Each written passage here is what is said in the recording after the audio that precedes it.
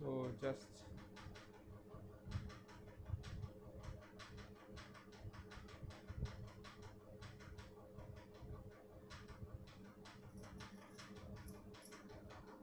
Okay, ஆண்டவராக இயேசு நாமத்தில் உங்களுக்கு வாழ்த்துக்கள். சரி, இப்போ நம்ம இன்றைக்கு நீங்கள் டைட்டில் பார்த்துருப்பீங்க, பிறருடைய குறைகளை காணும் போது நாம் என்ன செய்ய வேண்டும், அல்லது பிறருடைய வீழ்ச்சியை நம்ம பார்க்கும்போது நாம் என்ன செய்ய வேண்டும் அப்படிங்கிறத நம்ம பார்க்க போகிறோம். இப்போது கரண்ட்லி நம்ம யூடியூப்பில் சோஷியல் மீடியாவிலெல்லாம் பார்த்துட்ருக்குறோம்.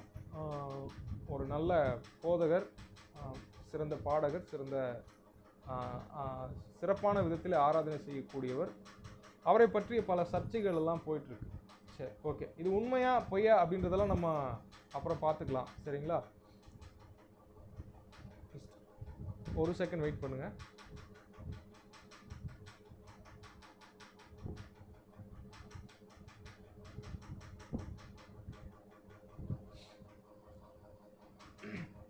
ஓகே, இது உண்மையா பொய்யான்றதெல்லாம் நம்ம என்ன பண்ணிக்கலாம், அப்புறமா நம்ம பார்த்து கொள்ளலாம். ஆனால் ஒரு கிறிஸ்தவர்களாகி நம்ம சகோதர சகோதரிகளாய் கிறிஸ்துவின் சபையா, உலகெங்கும் இருக்கிற எல்லா சபைகளும் சேர்ந்து தான் கிறிஸ்துவின் சரீரம். அப்போது கிறிஸ்துவின் சரீரமாகிய நாம் சபையில் வீழ்ச்சியை காணும்போது, அல்லது ஒரு ஊழியக்காரருடைய வீழ்ச்சியை காணும்போது நாம் என்ன செய்ய வேண்டும் அப்படின்றத தேவன் என்னுடைய வாழ்க்கையில் கற்றுக் கொடுத்த காரியங்கள், தேவன் பேசி கற்றுக் கொடுத்த காரியங்கள், என்னுடைய ஆத்மாவுக்கு உணர வைத்த காரியங்கள், இது சரி என்று நான் உணர்ந்த காரியங்களை உங்களுக்கு நான் கற்றுக் கொடுக்க விரும்புகிறேன். சரிங்களா? ஆகையினால் நீங்கள் எல்லாருமே வேதத்தை வச்சிட்ருப்பீங்கன்னு நான் நினைக்கிறேன்.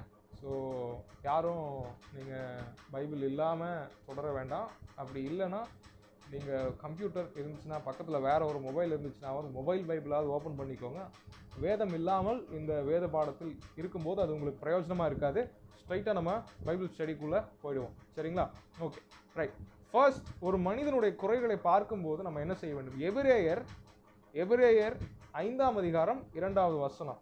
ஸோ எடுத்துகிட்டு நம்ம அதை வாசிக்கலாம். எபிரேயருக்கு எழுதின நிருபம் 5ஆம் அதிகாரம் 2வது வசனம். சரிங்களா? ஓகே ஓகே 1வது வசனத்துலேருந்து கூட நான் வாசிக்கிறேன். இது பழைய ஏற்பாட்டில் இருக்கிற ஆசாரியர்களை பற்றி கூறுகிறது. அது மாத்திரம் இல்லை, இந்த காலத்திலும் ஊழியக்காரர்களாகிய அல்லது விசுவாசிகளாகிய நமக்கும் இது பொருந்தும். ஏன்னா நம்ம இயேசு கிறிஸ்து வரும்பொழுது மாத்திரம்தான் அவருடைய பரிபூரணத்தை அடைவோம். அதுவரைக்கும் நமக்குள் இந்த பூமியில் பாவ சுபாவம் அப்படின்ற ஒன்று இருக்குது. சரிங்களா? அது இப்போ கிரியை செய்யாமல் இருக்கலாம். ஆனால் நம்ம என்ன புரிஞ்சுக்கணுங்கிறத வாசிக்கிறேன், கவனிங்க. 5ஆம் அதிகாரம் 1-2. அன்றியும் மனுஷரில் தெரிந்து கொள்ளப்பட்ட எந்த பிரதான ஆசாரியனும் பாவங்களுக்காக காணிக்கைகளையும் பலிகளையும் செலுத்தும்படி மனுஷருக்காக தேவ காரியங்களை பற்றி நியமிக்கப்படுகிறான். ஓகே, ஸோ இங்கே மனிதருக்காக நியமிக்கப்படுகிற ஒரு ஊழியக்காரன் பழைய ஏற்பாட்டில் என்ன செய்கிறான் அப்படின்னா, அவன் பாவங்களுக்காக காணிக்கைகளையும் பலியையும் செலுத்தும்படி நியமிக்கப்படுறான். ஓகே, மற்றவர்களுடைய பாவங்களுக்காக வேண்டிக் கொள்ளும்படி அவன் நியமிக்கப்படுறான். அவனை பற்றி என்ன போட்டிருக்கு? பூமியில் உள்ள மனிதர்களாகிய ஆதாமின் பிள்ளைகளை பற்றி என்ன போட்டிருக்கு? 2வது வசனம், தானும் பலவீனம் உள்ளவனானபடியினாலே அறியாதவர்களுக்கும் நெறி தப்பி போனவர்களுக்கும் இறங்கத்தக்கவனாய் இருக்கிறான். புரியுதுங்களா? தானும் பலவீனம் உள்ளவனானபடியினாலே அறியாதவர்களுக்கும் நெறி தப்பி போனவர்களுக்கும் இறங்கத்தக்கவனாய் இருக்கிறான். ஸோ ஆகையினால நம்ம என்ன புரிஞ்சுக்கணும் அப்படின்னு கேட்டிங்கன்னா, இங்கே நம்ம எல்லாருமே மற்றவருடைய குறைய, மற்ற ஒரு ஊழியக்காரன் அல்லது மற்ற ஒரு விசுவாசியினுடைய குறை இந்த மாதிரி சமூக வலைத்தளங்களில் வரும்போது ஃபஸ்ட்டு நம்ம என்ன புரிஞ்சுக்கணும் அப்படின்னா, அந்த வீக்னஸ் எனக்குள்ளே இருக்குது, நான் அந்த பாவம் செய்யாததுனால நான் நல்லவன் என்று அர்த்தம் அல்ல. ஏன் அப்படின்னா, பாவ சுபாவம் அப்படிங்கிறது செயல்களை பற்றி குறிப்பிடலை. ரோமர் 6, 7, 8, அதே மாதிரி கலாத்தியர் 5 படித்து பாருங்கள். மாம்சத்தின் கிரியைன்னு போட்டிருக்கும். மாம்சம் அப்படிங்கிறது நீங்கள் பார்க்குற இந்த உடல் இல்லை. இந்த உடலுக்கு மாம்சம் அப்படிங்கிற பேர், இறைச்சி, கறி இப்படிங்கிற பேர்லாம் இருந்தாலுமே மாம்சம் அப்படின்னு பவுல் சொல்லும்போது, வேதத்தில் புதிய ஏற்பாட்டு ஆசிரியர்கள் சொல்லும்போது அது எதை பற்றி குறிக்குதுன்னா, மனிதனுடைய வீழ்ச்சியுற்ற தன்மை, மனிதனுடைய வீழ்ச்சியுற்ற சுபாவத்தை பற்றி அது என்ன பண்ணுது, குறிக்குது. அப்போது ஃபஸ்ட்டு நம்ம மனுஷனுடைய ஒரு மனிதனுடைய வீழ்ச்சியை பார்க்கும்போது ஃபஸ்ட்டு நம்ம என்ன புரிஞ்சுக்கணும் அப்படின்னு கேட்டிங்கன்னா, நம்மளும் பலவீனம் உள்ளவங்க அப்படிங்கிறத புரிஞ்சுக்கணும். நமக்குள்ள மாம்சத்தின் கிரியைகள் 17 இருக்குதுன்னு புரிஞ்சுக்கணும். அது என்னென்ன அப்படின்னா, நம்ம கலாத்தியரில் பார்த்தா நமக்கு தெரியும். கலாத்தியர் 5ஆம் அதிகாரம் 17லிருந்து 23 வரைக்கும் வாசிச்சிங்கன்னா தெரியும். அதில் 17 விஷயங்கள் இருக்குது. மாம்சத்தின் கிரியைகள் வெளியரங்கமாக இருக்கின்றன. அவையாவன விபச்சாரம், வேசித்தனம், மசுத்தம், காமவிகாரம், இந்த மாதிரி நிறையா, விக்கிரக ஆராதனை, பில்லி சூனியம், பகைகள், விரோதங்கள், வைராக்கியங்கள், சண்டைகள், இது அத்தனையுமே ரட்சிக்கப்பட்ட ஒவ்வொரு மனுஷனுக்குள்ளும் இருக்குது. அது செயல்படலை அப்படிங்கிறதுக்காக நம்ம நல்லவங்க இல்லை. தேவன் நம்மை ஒப்பு கொடுத்தால் தேவன் தமது கரத்தை நம்முடைய வாழ்க்கையிலிருந்து, தம்முடைய பிரசன்னத்தை நம்முடைய வாழ்க்கையிலிருந்து மறைத்து கொண்டால் தேவன் நம்மளை விட்டு போக மாட்டாரு. மரணம் வரைக்கும் நம்மளை விட்டு போக மாட்டாரு. ஏன்னா உலகத்தின் முடிவு பரியந்தம் இருப்பேன்னு சொல்லிட்டார். ஆனால் அவர் சில வேளைகளில் தம்முடைய ஒளியை மறைத்து கொண்டால் நாமும் அவர்களைப் போல அவர்களை விட மோசமானவர்களாய் மாற முடியும். ஸோ மற்றவருடைய குறையை காணும்போது ஒரு கிறிஸ்தவன் முதலாவது செய்ய வேண்டிய காரியம் என்னன்னா, அவனுக்காக இறங்க வேண்டும், அவனுக்கு இரக்கம் காண்பிக்க வேண்டும்.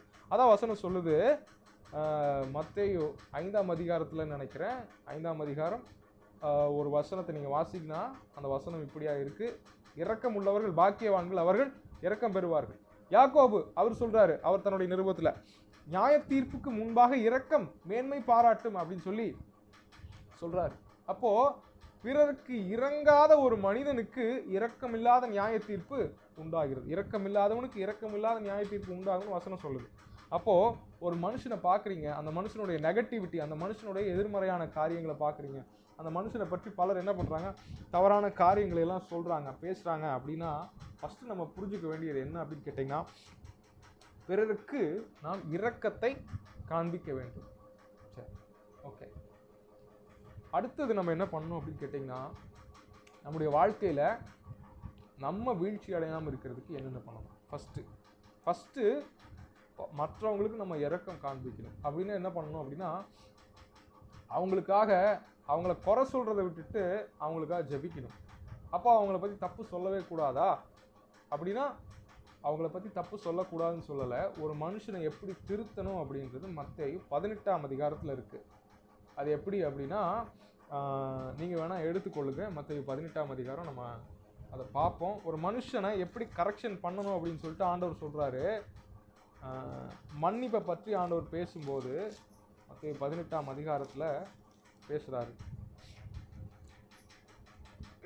15வது வசனத்திலிருந்து 17வது வசனம் வரைக்கும் நல்லா என் கூட அப்படியே சேர்ந்து கவனித்து கேளுங்க. உன் சகோதரன் உனக்கு விரோதமாக குற்றம் செய்தால் அவனிடத்தில் போய் நீயும் அவனும் தனித்திருக்கையில் அவன் குற்றத்தை அவனுக்கு உணர்த்து. அவன் உனக்கு செவி கொடுத்தால் உன் சகோதரனை ஆதாயப்படுத்தி கொண்டாய். அவன் செவி கொடாமற் போனால் 2-3 சாட்சிகளுடைய வாக்கினாலே சங்கதிகள் எல்லாம் நிலைவரப்படும்படி 2-1 உன்னுடனே கூட்டிக் கொண்டு போ. அவர்களுக்கும் அவன் செவி கொடாமற் போனால் அதை சபைக்கு தெரியப்படுத்து. சபைக்கு செவி கொடாது இருப்பானால் அவன் உனக்கு அஞ்ஞானியைப் போலவும் ஆயக்காரனைப் போலவும் இருப்பானாக. ஆண்டவர் என்ன சொல்கிறாருன்னா, யாராவது நமக்கு விரோதமாக தவறு செய்கிறாங்க அல்லது ஏதாவது ஒரு குற்றம் செய்கிறாங்க அப்படின்னா என்ன பண்ணணும் அப்படின்னா, 15வது வசனம் சொல்லுது, ஃபஸ்ட்டு அவங்க தனியாக இருக்கும்போது அந்த குற்றத்தை அவங்களுக்கு உணர்த்தணும். அப்படி இல்லை அப்படின்னா 16வது வசனத்தில் சொல்லுது, 2-3 சாட்சிகளுடைய வாக்கினாலே சங்கதிகள் நிலைவரப்படும்படி 2-3 சாட்சிகள் அவங்களுக்கு அவங்க முன்னாடி என்ன பண்ணணும் அப்படின்னா அவங்கள கரெக்ஷன் பண்ணணும். அப்படி இல்லைன்னா 3வது கட்டமாக சபை அப்படின்னா முழு சபைக்கும் இல்லை, அவர்கள் சம்பந்தப்பட்ட ஒரு சபைக்கு, அவர்கள் சம்பந்தப்பட்ட ஒரு குழுவுக்கு, ஒரு கணிசமான எண்கள் உள்ள ஒரு குழுவுக்கு, ஒரு 10 பேரோ 20 பேரோ 30 பேரோ உள்ள ஒரு டீம், ஒரு குழுவுக்கு நம்ம என்ன பண்ணணும் அப்படின்னு கேட்டிங்கன்னா, அவர்களுடைய மீறுதல்களை தவறுகளை தெரியப்படுத்தும். எதுக்குன்னா அவங்கள அழித்து நிர்மூலமாக்கி சாகடிக்கிறதுக்கு இல்லை, நீ செத்து போயிரு அப்படின்னு சொல்கிறதுக்கு இல்லை, அவங்கள மீட்டெடுப்பதற்காக அவங்களுடைய குறையை உணர்த்துவதற்காக நம்ம என்ன பண்ணணும் அப்படின்னா அவங்கள சபைக்கு முன்பாக கரெக்ஷன் பண்ணணும். இதைத்தான் தீமோத்தேயுக்கு பவுல் சொல்கிறாரு, பாவம் செய்தவர்களை எல்லாருக்கும் முன்பாக கடிந்து கொள். அப்படின்னா ஒரு சபையில் 20 பேரோ 30 பேரோ 50 பேரோ இருப்பாங்க, 100 பேர் கூட இருப்பாங்க. அப்படி இருக்கும்போது அவங்க எதுக்குமே கேட்காத பட்சத்தில், அதாவது சிவியர் கேஸ், அதாவது ஒரு சர்ஜரி அப்படின்னு எடுத்துக்கிட்டிங்கன்னா முடியாத கேஸில் தான் சர்ஜரி பண்ணுவாங்க, ஆப்ரேஷன் பண்ணுவாங்க. அதே மாதிரி முடியாத கேஸ், கேட்கல, அவன் யாருக்குமே செவி கொடுக்கலங்கிற சமயத்துல தான் சபைக்கு தெரியப்படுத்துவான். ஆனா இன்றைக்கு சபையாகிய சரீரம் ஒரு மனிதனுடைய தவறுகளை சபையாகிய சரீரத்துல இன்னொரு அவயவத்துடைய பிரச்சனைய, இன்னொரு அவயவத்தில் இருக்கிற சீழை பிதுக்கி காட்டி சமூக வலைதளத்துல வைரல் போஸ்ட் போட்டுக்கிட்டு இருக்கு. இப்ப இது வந்து தேவனுக்கு பிரியமே இல்லாத ஒரு காரியம், தேவன் வெறுக்கக்கூடிய ஒரு காரியமா இருக்கிறது. பவுல் பேர் சொல்லி சில மனிதர்களுடைய தவறுகளை அவர் சுட்டி காட்டுறார். இமனேயும் பிலேத்தும் கடைசி கால உயிர்த்தெழுதல் நடந்து முடிஞ்சிருச்சு, இயேசு வந்துட்டு போயிட்டாருன்னு சொல்றாங்க அப்படின்னு சொல்றாரு. அப்போ இவங்களுடைய குறைகளை வெளிப்படையா பேர் சொல்லி சொன்னாலும் அவர் நிருபத்திலே சொன்னாரே என்று அவர் வெளிப்படையா சமூக வலைத்தளங்களில் சமூக வலைத்தளங்களை பயன்படுத்தி அவர் சொல்லலை. ஏன்னா நீங்கள் நல்லா புரிஞ்சுக்கணும், எல்லாருக்கும் புறஜாதிகளும் அறியும்படிக்கு கிறிஸ்துவின் நாமத்தை வீணிலே வழங்கும்படிக்கு அவர் சுற்றறிக்கையாக கொடுத்த ஒரு நிருபம் சமூக வலைத்தளமாய் மாறி புறஜாதிகளுக்கு போகல. புறஜாதி சபையாருக்கு போச்சு, புறவிடத்தார் சபையில இல்லாத புறஜாதிகளுக்கு போகவே இல்லை. சரிங்களா? ஆனா இன்னைக்கு யூடியூப்லயோ ஃபேஸ்புக்லயோ சோசியல் மீடியாவில் இன்ஸ்டாகிராம்லயோ நம்ம போடக்கூடிய ஒரு வைரல் போஸ்ட் புறஜாதியார் பார்த்து யோவேல் சொல்ற மாதிரி புறஜாதிகளுக்குள்ளே உம்முடைய நாமம் தூஷிக்கப்படுகிறதே அப்படிங்கிற மாதிரி நிறைய விஷயங்கள் நடக்குது. இது தேவன் வெறுக்கிற காரியமா இருக்கு. ஸோ ஒரு மனுஷனுடைய வீழ்ச்சியை, ஒரு மனுஷனுடைய ஃபாலை நீங்க பார்க்கும்போது நீங்க என்ன தெரிஞ்சுக்கணும் அப்படின்னு கேட்டீங்கன்னா, அந்த மனிதனை ஆக்கினைக்குள்ளாக தீர்ப்பது நம்முடைய வேலை இல்லை. அந்த மனுஷனுக்காக நம்ம ஜெபித்து இரக்கம் பாராட்டக்கூடியவர்களா இருக்கும். அந்த மனுஷனை கரெக்ஷன் பண்றதும் பைபிள் எப்படி சொல்லியிருக்குதோ அந்த மாதிரி கரெக்ஷன் பண்ணணும். அதை விட்டுட்டு சோசியல் மீடியாவில் கரெக்ஷன் பண்ணுற வேலை நம்ம வேலை இல்லை. ஏன்னா ஒரு முஸ்லீம் பார்க்குறான், ஒரு ஏத்திஸ்ட் பார்க்குறான், ஒரு ஹிந்து பார்க்குறான், ஆர்எஸ்எஸ்காரன், பிஜேபி, இந்த மாதிரி எல்லாருமே பார்க்குறாங்க. ஸோ நம்முடைய சரீரத்தை நம்மளே அவமானப்படுத்துகிறோம். நல்லா புரிஞ்சுக்கோங்க. நீங்கள் போகிற சபை இல்லை, நாம் போகிற சபை, நம்ம நடத்துகிற சபை மட்டும்தான் நம்ம சபை இல்லை. சபை அப்படின்னாலே உலகளாவிய கிறிஸ்துவின் சபை. அப்படின்னா என்ன? உலகத்தில் இருக்கிற எல்லா சர்ச்சஸுமே சேர்ந்து ஒரே கிறிஸ்துவின் சரீரம். அப்போது நம்ம சரீரத்தில் ஒரு பிரச்சனைனா, நம்ம சரீரத்தில் ஒரு சீல் இருக்குதுன்னா அதை பிதிக்கி நம்ம சமூக வலைதளத்தில் என் கையில் சீல் இருக்குது பாருங்கன்னு சொல்லிட்டு சோஷியல் மீடியாவில் போஸ்ட் போட்டுக்கிட்டு இருக்கோம். என் காலில் புண்ணு இருக்குது பாருங்க அப்படின்னு என் காலில் இருக்கிற புண்ணை காட்டிக்கிட்டு இருக்கோம். என் மூஞ்சி வீங்கி இருக்குது, என் மூஞ்சியில் சீல் வடியுது, ரத்தம் வடியுது பாருங்கன்னு சொல்லி சோஷியல் மீடியாவில் இருக்கிற எல்லாத்துக்கும் போஸ்ட் போட்டுக்கிட்டு இருக்கோம். அவங்க பார்த்துட்டு நம்மளை கேவலமாக பேசிகிட்டு இருக்காங்க. நீ இப்படி பண்ண, இதனால தான் உனக்கு இப்படி, நீ இப்படி பண்ண, அதனால தான் உனக்கு இப்படின்னு புறவிடத்தார், கிறிஸ்துவை அறியாதவர்கள் தேவனுடைய நாமத்தை தூஷிச்சுட்டு இருக்கிறாங்க. அப்போது இந்த மாதிரி நீங்கள் ஒரு வேளை நினைக்கலாம், என் குடும்பத்தில் இப்படி நடத்திருந்தா நான் சும்மா விட முடியுமா? இல்லை, நம்ம குடும்பத்தில் இருந்த யாராவது ஒருவருக்கு இப்படி நடந்திருந்தால் நாம் கேள்வி கேட்போம். ஆனால் நம்ம குடும்பத்திலேயே ஒருத்தர் இது போல் தவறு செஞ்சுருந்தாங்கன்னா நம்ம அவங்களுக்கு இரக்கம் காட்டுவோம். அதனால ஒருவேளை உங்களுக்கு இந்த மாதிரி தீமைகள் ஏதாவது நடந்திருந்தாலும் நீங்கள் பிறருக்கு இறங்க முடியும். ஏன்னா நான் ஒரு வீடியோ ஒன்று பார்த்தேன். அதில் என்னென்னா, அமெரிக்காவில் ஒரு அம்மா என்ன பண்ணிட்டாங்க அப்படின்னா, தன்னுடைய மகளை காதலித்து திருமணம் செய்ய வேண்டும் என்று இருந்த பையன் அமெரிக்காவில் என்ன பண்ணால், அவன் கன்னெல்லாம் யூஸ் பண்ணுவாங்க அவங்க அமெரிக்காவில், நமக்கு தெரியும். அவன் ஏதோ ஒரு வாக்குவாத சண்டையில் என்ன பண்ணிட்டான், அந்த கன் எடுத்து அவன் பொண்ணை ஷூட் பண்ணிட்டான். கேஸ் நடக்குது, கோர்ட்டில் 2 பேருமே ஆஜராகிறாங்க, இந்த அம்மாவும் ஆஜராகிறாங்க. அடுத்தது குற்றவாளி கூண்டில் அந்த பையன் இருக்கான், அந்த காதலிச்ச பையன் இருக்கான். அப்போ அந்த அம்மா சொல்கிறாங்க, இவன் செஞ்ச தப்புக்கு இவன் தண்டனை அனுபவிக்கணும், ஆனால் நான் மன்னிச்சிட்டேன் அப்படின்றாங்க. ஸோ அவனுக்கு மரண தண்டனை இல்லை, அவனுக்கு ஆயுள் தண்டனை 25 இயர்ஸ், 25 வருஷம் சிறையில் போச்சு. 25 வருஷம் கழிச்சு என்ன தெரியுமா பண்ணாங்க, அந்த பையன் ரிலீஸ் ஆகிற அந்த டேட் அந்த அம்மாவுக்கு தெரியும். அந்த டேட் அன்னைக்கு அந்த சென்ட்ரல் ஜெயில் வாசலில் வந்து நின்றுட்டு அவனை கட்டி பிடிச்சி முத்தம் கொடுத்துட்டு, நான் உன்னை என் பையனா சட்டப்படி தத்தெடுத்துக்கிறேன்னு அவனை தத்தெடுத்துக்கிட்டு அவனை தன்னுடைய பிள்ளையாக மாற்றினாங்க. அது வரைக்கும் அவன் ரசிக்கப்படல, அவங்க பிள்ளையாக தத்தெடுத்ததுக்கப்புறம் அந்த பையன் ரசிக்கப்பட்டான்.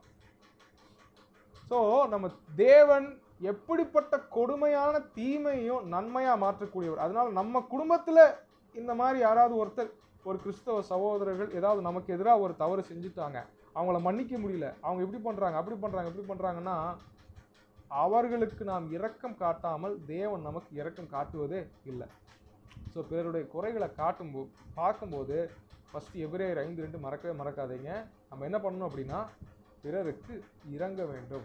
சரி, ரெண்டாவது நமக்கு என்ன முக்கியம் அப்படின்னு கேட்டிங்கன்னா, நீதிமொழிகள் 24:6 நமக்கு ஆலோசனைக்காரர் வேணும். சரிங்களா? நீதிமொழிகள் எடுத்துக்கோங்க, 24வது அதிகாரம் 6வது வசனம்.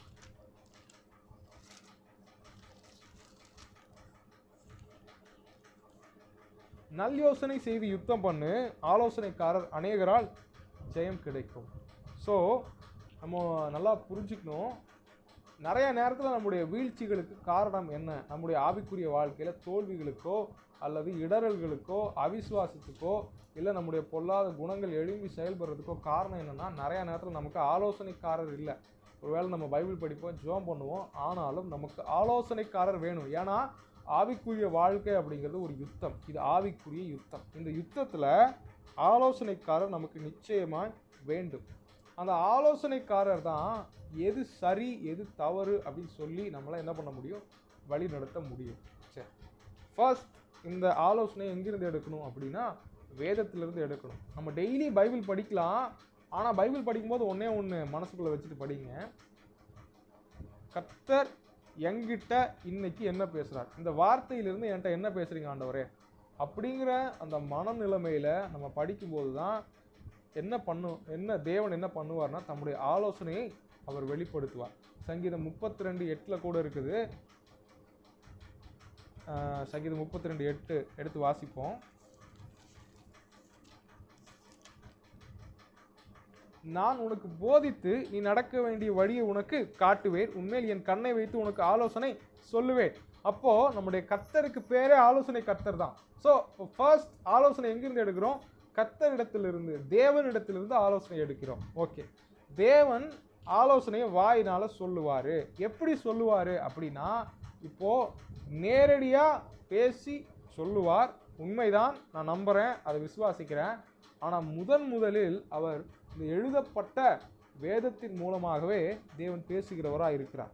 ஸோ நான் உனக்கு போதித்து நீ நடக்க வேண்டிய வழியை உனக்கு காட்டுவேன், உண்மையில் என் கண்ணை வைத்து உனக்கு ஆலோசனை சொல்லுவேன். அப்போ தேவனுடைய ஆலோசனை இந்த எழுதப்பட்ட வார்த்தையிலிருந்து ஃபர்ஸ்ட் வருகிறதா இருக்கிறது. இப்போ இந்த எழுதப்பட்ட வார்த்தையை வாசிக்கும் போது நம்ம ஏதோ டெய்லியும் பைபிளில் ஒரு சாப்டர் வாசிக்கணும் அப்படின்ட்டு வாசிக்காம, இல்லை பிரசங்கம் பண்ணுறதுக்கு ஊழியக்காரர்கள் பல நேரத்தில் வாசிப்பாங்க, அப்படி வாசிக்காம எங்கிட்ட இதிலிருந்து என்ன பேசுகிறீங்க, என் நடைமுறை வாழ்க்கையில் என்ன பிரச்சனை, அந்த பிரச்சனைக்கு என்ன தீர்வாண்டவரே அப்படின்ட்டு வாசிக்கும்போது பரிசுத்த ஆவியானவர் உண்மையாகவே நம்மிடத்தில் பேசக்கூடியவராய் இருக்கிறார். ஸோ ஃபர்ஸ்ட் உம்முடைய வார்த்தையில் தான் ஆலோசனை இருக்குது அப்படின்னு சொல்லி சங்கீதம் 119 நிறையா இடத்துல தாவீது சொல்கிறாரு. உம்முடைய வார்த்தைகள் எனக்கு ஆலோசனைக்காரதாக இருந்தபடியினால் நான் எப்படி இருக்கிறேன், முதியோர்களை விட ஞானமாக இருக்கிறேன், சத்துருக்களை விட ஞானமாக இருக்கிறேன், எனக்கு போதித்தவங்களை விட ஞானமாக இருக்கிறேன் அப்படியெல்லாம் சொல்கிறாரு. அப்போது கர்த்தருடைய வார்த்தைக்கு மிஞ்சின ஆலோசனை ஒன்றுமே இல்லை. ஃபஸ்ட்டு எழுதப்பட்ட வார்த்தை, ரெண்டாவது தான் உரைக்கப்பட்ட வார்த்தை.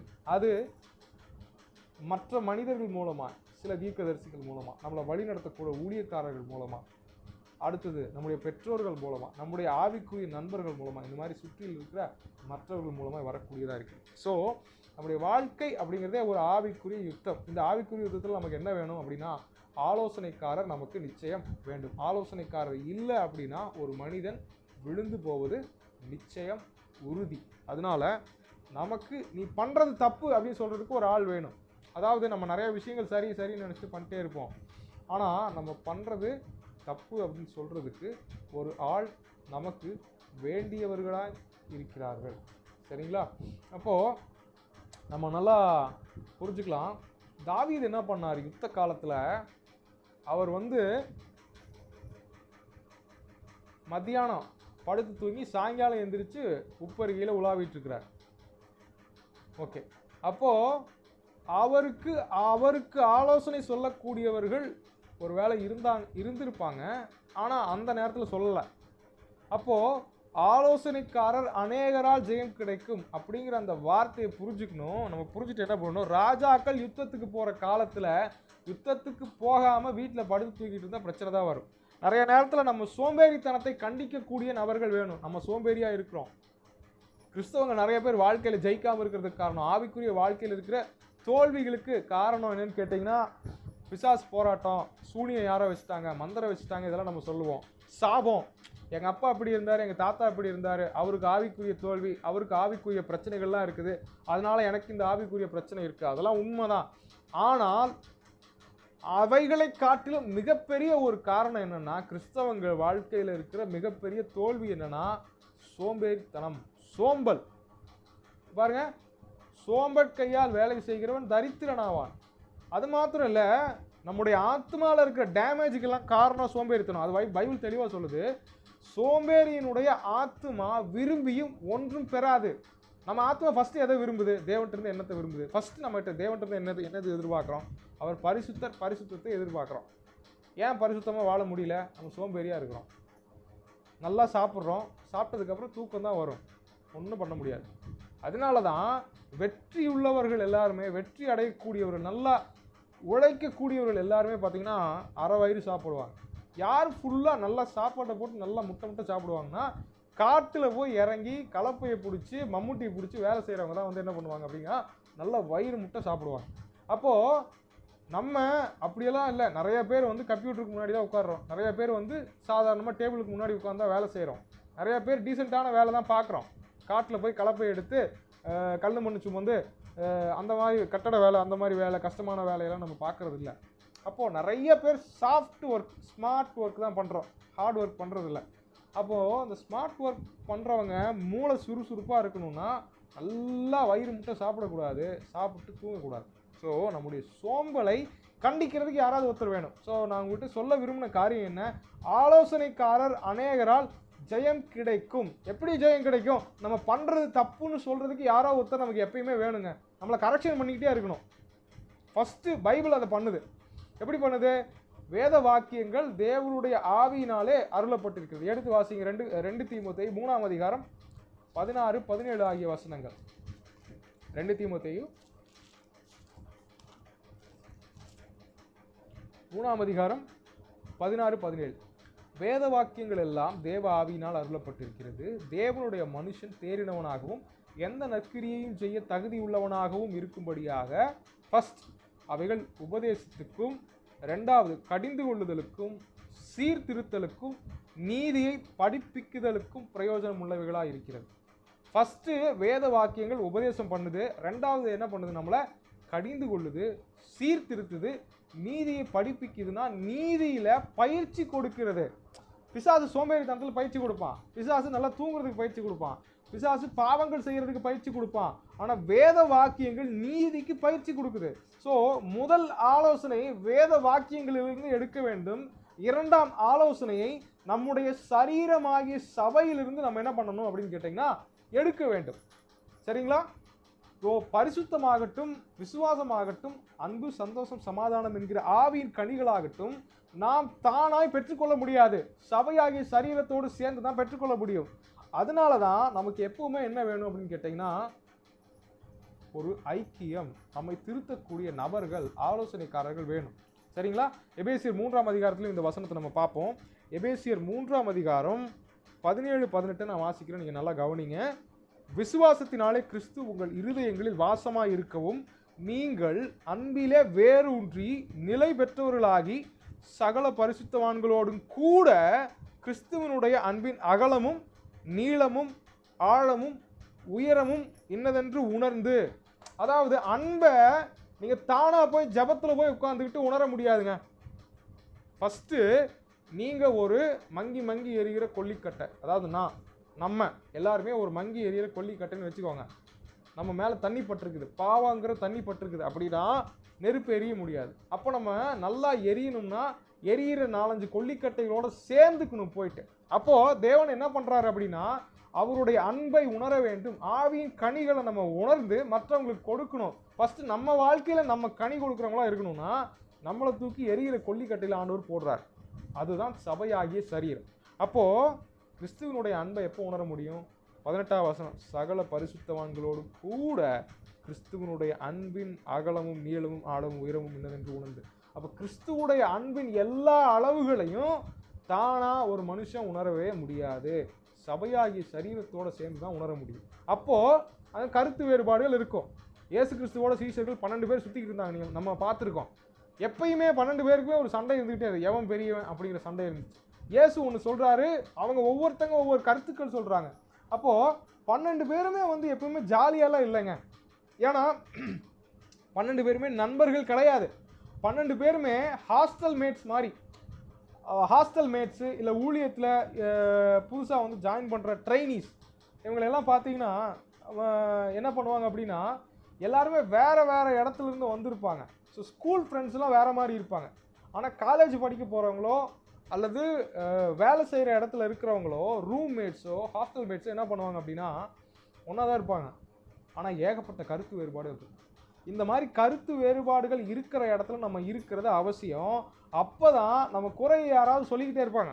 நம்ம குறைய சொல்லலை அப்படின்னா நாம் மாற மாட்டோம். நம்ம முதுகில் இருக்கிற அழுக்கு, நம்ம முதுகில் இருக்கிற கரைகள் நம்ம கண்ணுக்கு தெரியாது, அடுத்தவங்களுக்கு தான் தெரியும்.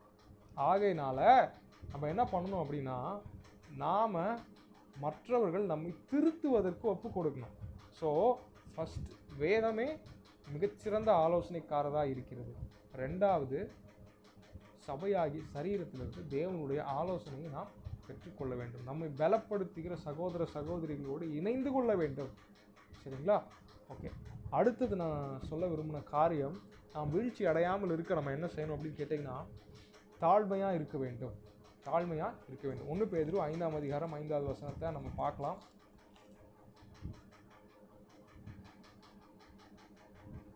ஓகே, அந்தப்படி இளைஞரே மூப்பருக்கு கீழ்ப்படியுங்கள், நீங்கள் எல்லாரும் ஒருவருக்கொருவர் கீழ்ப்படிந்து மனத்தாழ்மையை அணிந்து கொள்ளுங்கள். பெருமை உள்ளவர்களுக்கு தேவன் எதிர்த்து நிற்கிறார், தாழ்மை உள்ளவர்களுக்கோ கிருபை அளிக்கிறார். ஸோ ஒரு மனுஷன் வீழ்ச்சி அடைகிறான்னா ஏன் வீழ்ச்சி அடைகிறான்? அந்த நேரத்தில் பாவத்தை எதிர்த்து நிற்கக்கூடிய பலன் இல்லை, கிருபை இல்லை. கிருபை அப்படிங்கிறது என்னென்னா, பாவம் பண்ணிட்டு ஆண்டவர் திருப்பி திருப்பி மன்னிக்கிறது கிருபை இல்லைங்க. பாவத்தை மேற்கொள்ளக்கூடிய பலன், சக்தி, உள்ள இருக்கிற ஆவியை இயக்கி ஆத்மாவை பயங்கர மோசமான நம்முடைய இருதயத்தை கட்டுப்படுத்தக்கூடிய சக்தி தான் கிருபை. அந்த சக்தி ஆத்மாவை கட்டுப்படுத்தினா சரீரமும் கட்டுப்படும். அப்போ நம்ம பாவத்தை ஜெயிக்கக்கூடியவங்களாக இருப்போம். அந்த கிருபை நமக்கு வேணும்னா என்ன பண்ணணும் அப்படின்னா, பெருமை உள்ளவர்களுக்கு தேவன் எதிர்த்து நிற்கிறார், தாழ்மை உள்ளவர்களுக்கு கிருபை அளிக்கிறார். அப்போது என்ன கிருபை எப்படி பெற்றுக்கொள்ளணும் அப்படின்னா, 6வது வசனம், ஆகையால் ஏற்ற காலத்தில் தேவன் உங்களை உயர்த்தும்படிக்கு அவருடைய பலத்த கைக்குள் அடங்கி இருங்கள்.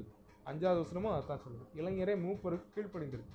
அப்போ நம்ம எல்லாருமே என்ன பண்ணணும், நம்மை விட வயதில் பெரியவர்களாக இருக்கிற ஆவிக்குரியவர்களுக்கு அவங்க சொல்கிற ஆலோசனைக்கு, நல்லது கெட்டதுக்கு நம்ம கீழ்ப்படிந்து நாம் அடங்கும்போது பெருமை ஒழிகிறது, தாழ்மை வருகிறது. தாழ்மை வரும்போது கிருபையை கூட்டிகிட்டு வந்துடும். பை 1 get 1 ஆஃபர் மாதிரி. தாழ்மை கிருபை, தாழ்மையோட தம்பி அல்லது தாழ்மையோட தங்கச்சி கிருபை. தாழ்மை வந்து கிருபையை கூட்டிகிட்டு வந்துடும். தாழ்மை எங்கே இருக்கோ அங்கே கிருபை இருக்கும். நீதிமொழிகள் 22:4 கூட சொல்லுது, தாழ்மைக்கும் கர்த்தருக்கு பயப்படுதலுக்கும் வரும் பலன் ஐஸ்வர்யமும் மகிமையும் ஜீவனுமா. கர்த்தருக்கு பயப்படுவோம், ஆனால் தாழ்மைங்கிறது பார்த்தீங்கன்னா நிறைய நேரத்தில் தேவன் முன்னாடி இல்லை, மனிதன் முன்பாகத்தான். ஏனால் பெருமை மனிதன் முன்பாகத்தான் கிரியை செய்யும். பெருமை இன்னொரு நபர் இருந்தால் தான் இன்னொரு நபரோட எப்பயுமே ஒப்பிட்டு பார்த்து கொள்ளும். அப்போது ஆண்டவர் எங்கே சொல்கிறாரு, எங்கே கீழ்ப்படிய சொல்கிறாரு? மனுஷனுக்கு, இன்னொரு மனுஷனுக்கு கீழ்ப்படியுங்க. இன்னொரு மனுஷன் முன்னாடி தாழ்மையாக இருங்க. தேவனுக்கு முன்னாடி முழங்கால் போட்டுருவோம். தேவனுக்கு முன்னாடி சட்டையை கிழிச்சிட்டு அப்படியே படுத்து சாஸ்தாகமாக விழுந்து ஜெபம் பண்ணுவோம். தேவனுக்கு முன்னாடி தலையில் மண்ணை போட்டுக்கிட்டு ஜெபம் பண்ணுவோம்.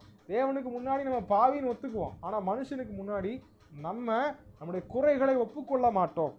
அதனால தான் தேவன் சொல்கிறாரு, ஏற்ற காலத்தில் தேவன் உங்களை உயர்த்தும்படிக்குன்னா உங்களை ஆவிக்குரிய விதத்தில் தலைவர்கள் ஆக்கும்படி, உங்களை ஒரு காலத்தில் ஆண்டவர் மூப்பர்களாய் மாற்றும்படிக்கு இளைஞர்களாகி நீங்கள் இன்றைக்கி என்ன பண்ணுங்க அப்படின்னு தேவன் சொல்கிறாரு, அவருடைய பலத்த கைக்குள் அடங்கி இருங்கள். அப்படின்னா என்ன அர்த்தம்னா, இன்றைக்கி பெரியவங்களுக்கு, ஆவிக்குரிய பெரியவங்களுக்கு, நம்ம வயசை விட மூத்தவங்களாக இருக்கிற ஆவிக்குரியவங்களுக்கு கீழ்ப்படிங்க அப்படின்னு சொல்லி வசனம் என்ன சொல்லுது, இங்கே தெளிவாய் சொல்லுகிறதா இருக்கிறது. ஸோ நம்ம இன்னைக்கு கீழ்ப்படுகிறோமா அப்படின்னு சொல்லிட்டு நமக்கு மேலே இருக்கிற ஆவிக்குரிய தலைவர்களுக்கு, பெரியவங்களுக்கு, வயசில் பெரியவங்களாக இருக்கிறவங்களுக்கு, ஆவிக்குரிய நண்பர்கள், சகோதர சகோதரிகள், நம்ம வாழ்க்கையில் நல்லது நினைக்கிற ஆவிக்குரிய சகோதர சகோதரிகளுக்கு கீழ்ப்படுகிறோமா என்பதை மட்டும் பரிசோதிச்சு பாருங்கள். இதெல்லாம் வீழ்ச்சி அடையாமல் இருப்பதற்கும் பிறருடைய வீழ்ச்சியை காணும் போதும் என்ன செய்யணும் அப்படின்னு தேவன் என்கிட்ட சொல்லிக் கொடுத்த காரியங்களை உங்க கூட பகிர்ந்து கொண்டு வருகிறது. அடுத்து நம்ம என்ன பண்ணணும் அப்படின்னா 1 தீமோத்தேயு 4ஆம் அதிகாரம் 7வது வசனத்தில் இருக்கு, நம்ம தேவ பக்திக்கு ஏதுவாக முயற்சி செய்ய வேண்டும். 1 தீமோத்தேயு 4ஆம் அதிகாரம் 7வது வசனம் எல்லாரும் எடுத்துக்கோங்க.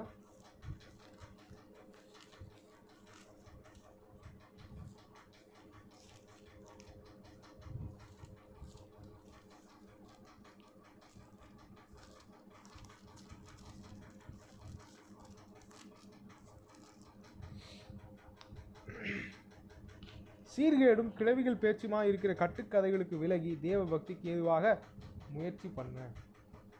இந்த சீர்கேடும் கிழவிகள் பேச்சும் அப்படின்றது வந்து ஆங்கிலத்தில் ஐடில் சேட்டர் அப்படின்னா சேட் பற்றி பேசுது.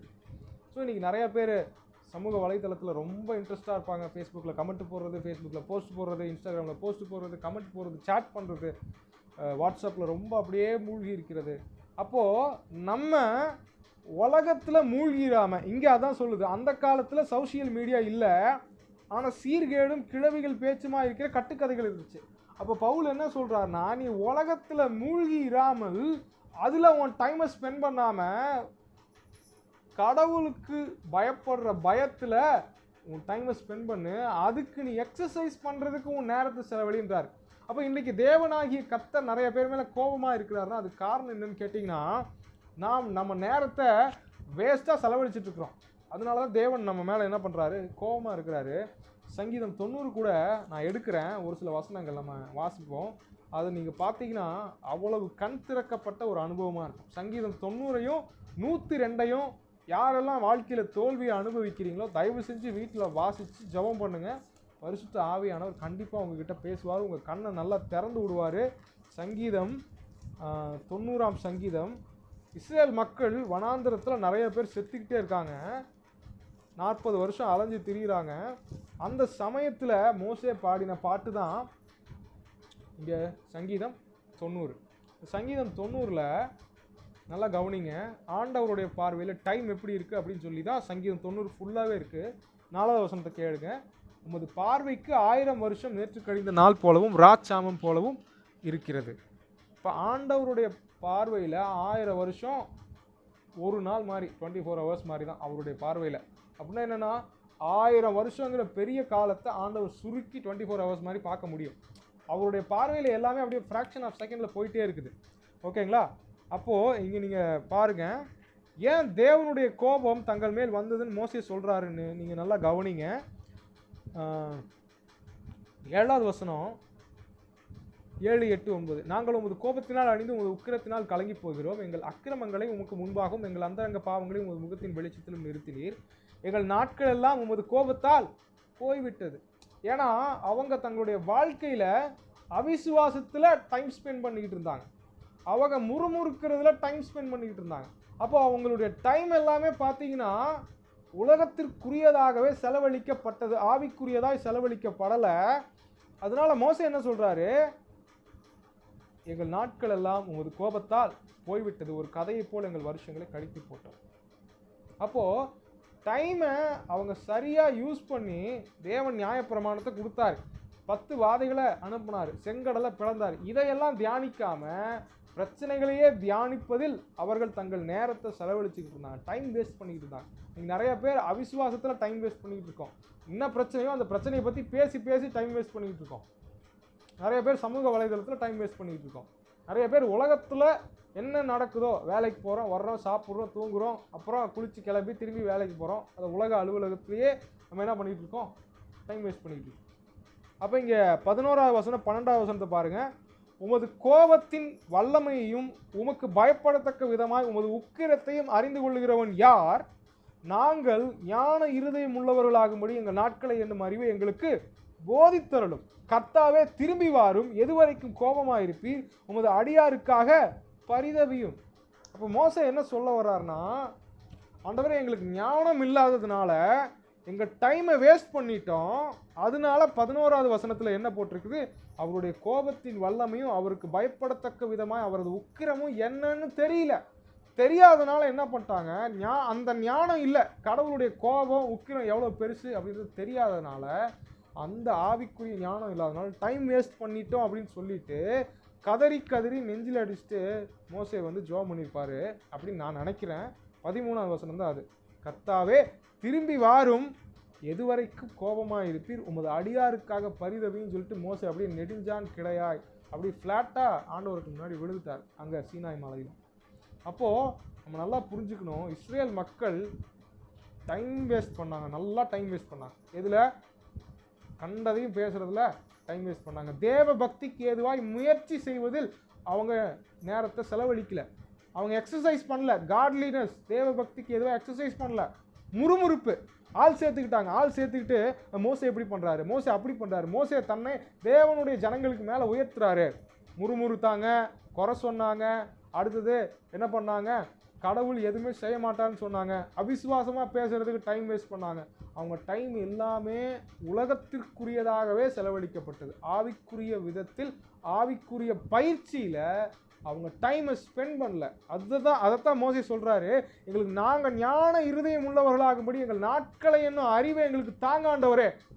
அந்த அறிவு இல்லாதனால தான் நாங்கள் எல்லாம் அழிஞ்சிட்டோம் அப்படின்னு சொல்லி சங்கீதம் 90 ஃபுல்லாகவே சொல்கிறாரு. சொல்லிட்டு கர்த்தாவே திரும்பி வாங்க, நாங்கள் டைம் வேஸ்ட் பண்ணிட்டோம், எங்களை மன்னிங்க அப்படின்னு சொல்லி மோசே தேவனிடத்தில் அவர் கெஞ்சி கதறி கேட்கிறார்.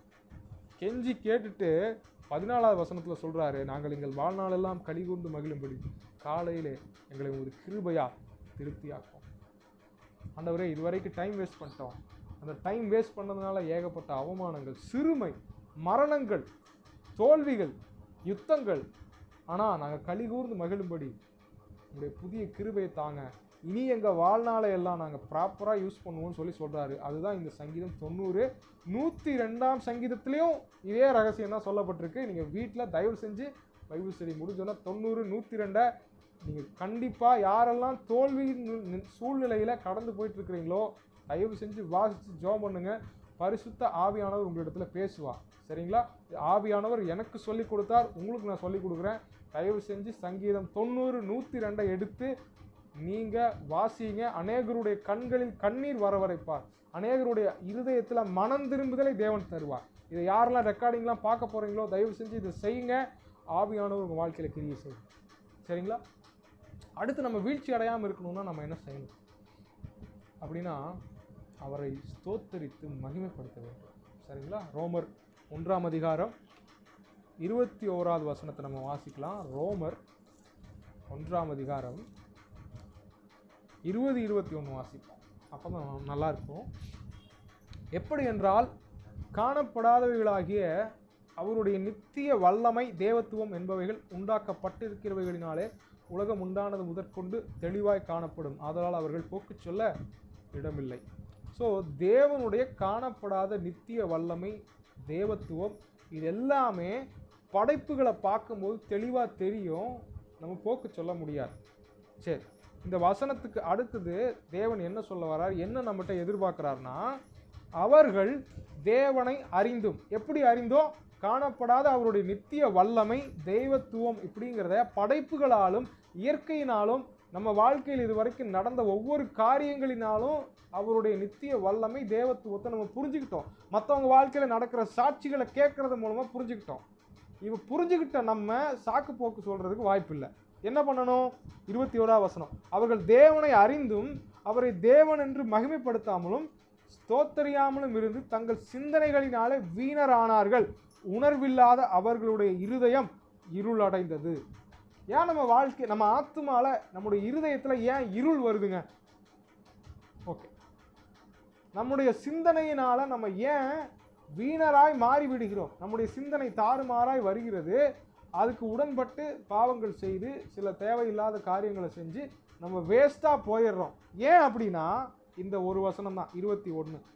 தேவன் என்று அறிந்தும், அவர்கள் தேவனை அறிந்தும் அவரை தேவன் என்று மகிமைப்படுத்தாமலும் ஸ்தோத்தரியாமலும் இருந்து தங்கள் சிந்தனைகளினாலே வீணரானார்கள்.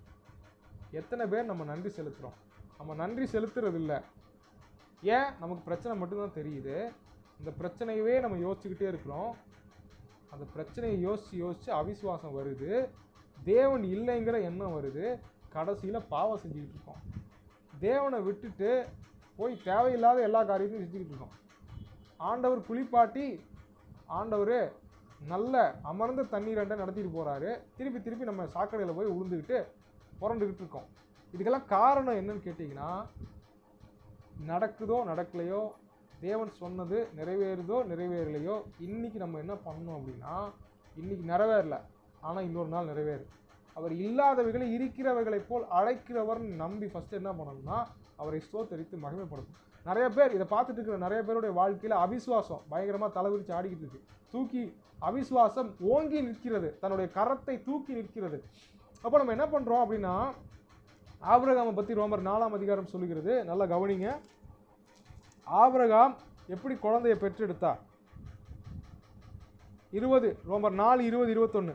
தேவனுடைய வாக்குத்தத்தத்தை குறித்து அவன் அவிசுவாசமாய் சந்தேகப்படாமல் தேவன் வாக்குத்தத்தம் பண்ணினதை நிறைவேற்ற வல்லவராய் இருக்கிறார் என்று முழு நிச்சயமாய் நம்பி தேவனை மகிமைப்படுத்தி விசுவாசத்தில் வல்லவனானான்.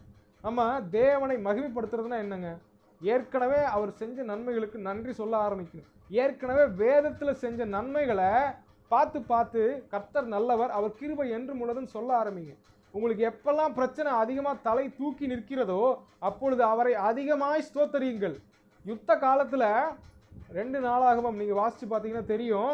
யோசபாத்தின் காலத்தில் யுத்தம் நெருங்கி நிற்கும் போது யோசபாத் என்ன செய்கிறான்? படைக்கு முன்பாக பாடகரை நிறுத்தி வச்சான். அவங்க எல்லாருமே பீப்பி ஊதுறாங்க, அவங்க எல்லாருமே மேல தாளங்களை வாசிக்கிறார்கள். கத்தியின்றி ரத்தமின்றி யுத்தம் நடந்து எதிரிகள் எல்லாருமே செத்து போகிறாங்க. நம்ம வாழ்க்கையில் கத்தியும் ரத்தமும் இல்லாமல் யுத்தம் நடக்க வேண்டும் என்றால் தேவனுடைய பலத்தை நம்முடைய வாழ்க்கையில் நடக்கிற யுத்தத்தில் பார்க்கணும்னா அவருக்கு நாம் எவ்வளவாய் ஆராதனை செய்கிறோம். வசனம் சொல்லுகிறது, எல்லாவற்றிலேயும் ஸ்தோத்திரம் செய்யுங்கள், இப்படி செய்வதே உங்களை குறித்து தேவனுடைய சித்தமாக இருக்கிறது. நம்முடைய வாழ்க்கையில் தேவ சித்தம் என்ன? தேவ சித்தம் என்ன? நான் இதை பண்ணணும், நான் வேலை செய்யணும், என்ன தேவ சித்தம்? கல்யாணம் பண்ணணும், யாரை கல்யாணம் பண்ணணும்? அடுத்து நான் இந்த ஒரு மூவ் இப்படி பண்ணணும், அப்படி பண்ணணும், இந்த மாதிரி ஊழியம் செய்யணும். இதை பார்த்துட்டு இருக்கிற யாராக இருந்தாலும் சரி, இந்த மாதிரி நிறைய விஷயங்கள் யோசிப்போம். ஃபஸ்ட்டு எல்லாவற்றிலையும் ஸ்தோத்திரம் செய்யுங்க. ஓகே, நான் என்னுடைய வாழ்க்கையில் இருளின் உச்ச கட்டத்தில் போகும்போது, தேவனற்ற ஒரு நிலை என்னுடைய ஆத்மாவில் இருள் சூழ்ந்து இருக்கும்போது, முந்தின நாட்களில் பாவத்தின் வீழ்ச்சி, பாவத்தின் உக்கிரத்தில் இருக்கும்போது ஒரு முறை எப்படி மேலே எந்திரிச்சு வந்தேன் அப்படின்னா, ஆராதிக்க முடியல, பாட்டு பாட முடியல, உணர்வு இல்லாத இருதயம் இருள் அடைஞ்சிச்சு. என்னுடைய சிந்தனையினால் நான் வீணனா மாறிட்டேன். நான் பிரயோஜனம் உள்ளவனாக மாறணும். நான் என்ன பண்ணணும் அப்படின்னா, இங்கே ரோமர் 1:21 சொல்லுகிறது, தேவனை அறிஞ்சு மகிமைப்படுத்தல வேஸ்ட்டாக போயிட்டாங்க. இப்போ தேவனை அறிந்து அவரை மகிமைப்படுத்தி ஸ்தோத்தரிச்சா நம்ம யூஸ்ஃபுல்லாக மாறுவோம். ஸோ நான் என்ன பண்ணேன், என்னால் பாட முடியல, ஆராதிக்க முடியல, பைபிள் படிக்க முடியல, ஜெபிக்க முடியல. என்ன பண்ணேன் அப்படின்னா, ஒரு குயர் நோட்டு வாங்கிட்டு அந்த நோட்டில் எனக்கு நினைவு தெரிஞ்ச வயசுலேருந்து இன்னைக்கு வரைக்கும், நான் உயிரோடு இருக்கிற இன்னைக்கு வரைக்கும் என்னென்ன செஞ்சார்னு ஒரு தடவை எழுத ஆரம்பித்தேன். என்னுடைய கண்களில் அப்படியே கண்ணீர் வந்துச்சு. ஆவியானவர் என்னை டேக் ஓவர் பண்ணுறது, என்னை ஆளுகை செய்கிறத நான் உணர ஆரம்பித்தேன். நான் அவருடைய பிரசன்னத்தை அனுபவிக்க ஆரம்பித்தேன். பாவத்தின் கொடுக்கிலிருந்து அப்படியே மேலே எறும்பி நான் வர ஆரம்பித்தேன். ஸோ இதை பார்த்துட்டு இருக்கிற நீங்கள் யாராக வேணா இருக்கலாம். நம்முடைய வாழ்க்கையில் வீழ்ச்சி அடையாமல் இருக்கணும்னா அவரை ஸ்தோத்தரித்து மகிமைப்படுத்தும். அங்கே ஸ்தோத்தரியாமலும் மகிமைப்படுத்தாமலும் இருந்து சிந்தனைகளினாலே வீணரானார்கள். நாம் ஸ்தோத்தரித்து மகிமைப்படுத்தும் போது நம்முடைய புதிய சிந்தனைகளினாலே பயனுள்ளவர்களாய் மாறுவோம்.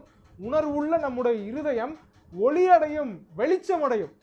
நீங்கள் ஆப்போசிட்டாக every action has a reaction, opposite reaction அப்படின்னு ஐசக் நியூட்டன் 3வது விதி. ஒவ்வொரு செயலுக்கும் அதற்கு சமமானதும் எதிரானதுமான ஒரு செயல் உண்டு. தேவனை ஸ்தோத்தரிக்கலைன்னா வீணாக போயிடுவோம், ஸ்தோத்தரித்தோம்னா பயனுள்ளவர்களாய் மாறுவோம். சரிங்களா? இதை பார்த்து கொண்டு இருக்கிற ஒவ்வொருவரும் இந்த வேலையில் தேவனிடத்தில் ஒப்புக் கொடுங்க. நம்ம ஜெபிப்போம், தேவனை மகிமைப்படுத்தி ஸ்தோத்தரிப்போம். இப்போ கற்றுக்கொண்ட காரியங்களை எல்லாம் ப்ராக்டிக்கலாக செயல்படுத்துங்க. ஆவியானவர் எனக்கு சொல்லிக் கொடுத்ததை உங்களுக்கு நான் சொல்லிக் கொடுத்துட்டேன். இதை நீங்கள் பலருக்கும் நீங்கள் சொல்லிக் கொடுங்க, பிரயோஜனமாக மாறும். அது மாத்திரம் இல்லை, நம்முடைய இந்த பைபிள் ஸ்டடியை மற்றவங்களுக்கு அறிமுகப்படுத்துங்க. எந்த சபைக்கு போகிறவங்க வேணால் நீங்கள் கலந்துக்கலாம். புதிய உபதேசங்கள் எதுவுமே கிடையாது. புதிய உபதேசங்கள்னால் புது டீச்சிங்ஸ், புது டாக்டரின்ஸ் எதுவுமே கிடையாது. ஏற்கனவே நீங்கள் கற்றுக்கொண்டதை நினைப்பூட்டி ஞாபகப்படுத்துகிறது தான் என்னுடைய வேலை. அதை நான் வேதத்தின் சத்தியத்திற்கு உண்மையான மனதோடு கூட செய்ய பரிசுத்த ஆவியானவருடைய உதவியோடு முயற்சி செய்கிறேன். நம்ம ஜபிக்கலாம், தேவனிடத்தில் எல்லாரும் ஒப்பு கொடுக்கலாம். ஆவியானவர் நம்ம எல்லாரையும் வேலைப்படுத்துவார். ஸ்தோத்திரிக்கிறோம் ஆண்டவரே. அப்பாவை நன்றியோடு நாங்கள் துதிக்கிறோம், நன்றி செலுத்துகிறோம். பரிசுத்தமுள்ள எங்கள் நல்ல பிதாவே, நல்ல ஆண்டவரே, நல்ல இயேசுவே, இந்த வேளையில் உங்களுடைய கரத்தில் எங்களுக்கு ஒப்பு கொடுக்கிறோம்ப்பா. ஆவியானவரே, இந்த நடைமுறை வேத பாடத்திற்கு வந்த ஒவ்வொருவரையும் ஆளுகை செய்வதற்காக நன்றி. பிறருடைய வீழ்ச்சியை காணும்போது நாங்கள் பிறரை எப்படி அணுக வேண்டும் என்றும் நாங்கள் வீழ்ச்சி அடையாமல் எப்படி இருக்க வேண்டும் என்றும் பரிசுத்த ஆவியானவரே, நீர் அப்பா அடியேனை கொண்டு பேசின காரியங்களுக்காக நன்றி செலுத்துகிறோம். அடியேனுக்கு கற்றுக் கொடுத்த காரியங்களை பிறருக்கு சொல்லிக் கொடுத்திருக்கிறோம். அவர்கள் அதை கேட்டு பயனுள்ளவர்களாய் மாறட்டும். தங்களுடைய வாழ்க்கையில் ஒவ்வொருவரும் வெற்றி உடையவர்களாய் வாழ வேண்டும். கிறிஸ்துவுக்குள் ஆண்டவரை முற்றிலும் ஜெயங்கொள்ளுகிறவர்களாய் மாற வேண்டும். அதற்குரிய ஆலோசனைகளை, தேவனுடைய ஆலோசனைகளை தெரிவித்திருக்கிறோம். பரிசுத்த ஆவியானவரே, அவர்கள் இதை ஏற்றுக்கொண்டு நன்றி சொல்லி மகிமைப்படுத்தி விசுவாசத்தில் வல்லவர்களாய் மாறி உறுதியாய் கண்மலையாகிய கிறிஸ்து மேலே அஸ்திவாரம் போட்டு நிற்கட்டும். அவிசுவாசமாய் ஆண்டவரே போராடி கொண்டிருக்கிற ஒவ்வொருவருக்கும் விசுவாசத்தின் ஆவி இந்த வேளையிலே கிரியை செய்வதாக. உங்களுடைய வார்த்தை விசுவாசத்தின் ஆவியை கட்டவிழ்ப்பதாக. ரோமர் 10:17 விசுவாசம் உம்முடைய வார்த்தையினால் உண்டாவதாக. இயேசுவின் நாமத்தில் வாழ்த்தி ஆசீர்வதிக்கிறோம். யாரெல்லாம் கஷ்டப்படுறீங்களோ மகிமைப்படுத்தும் போது விசுவாசத்தில் வல்லவர்களாய் மாற முடியும் என்று தேவனுடைய ஆவியானவர் வேதத்தில் எழுதி வைத்திருக்கிறார். நாம நன்றி செலுத்துகிறோம் ஆண்டவரே. அந்த வார்த்தை நிச்சயமாய் நடக்கும். அவருடைய வார்த்தை ஆவியாய் ஜீவனாய் இருக்கிறது. அது நிச்சயமாய் நம்முடைய வாழ்க்கையில பலிக்கும். ஸ்தோத்தரிக்கிறோம் ஆண்டவரே. நன்றி செலுத்துகிறோம். உடைய கரத்தில் ஒவ்வொருவரையும் ஒப்புக் கொடுக்கிறோம். பொறுப்பெடுத்துக் கொள்ளுங்க. விசுவாசித்து தேவனை மகிமைப்படுத்தி வல்லவர்களாய் மாற உதவி செய்யுங்க. ஆளுகை செய்து பொறுப்பெடுத்துக் கொள்ளுங்க. இயேசுவின் நாமத்தில் ஜெபிக்கிறோம் நல்ல பிதாவே. ஆமென், ஆமென், ஆமென். Thank you all. Thanks for joining. So தொடர்ந்து இணைந்திருங்க. வாரம் நடக்கும். நம்ம தொடர்ந்து இந்த வேத பாடத்தில் சந்திக்கலாம். தேவனை மகிமைப்படுத்தலாம். யாராவது பேசணும் அப்படின்னு நினச்சிங்கன்னா நீங்கள் இருக்கலாம்.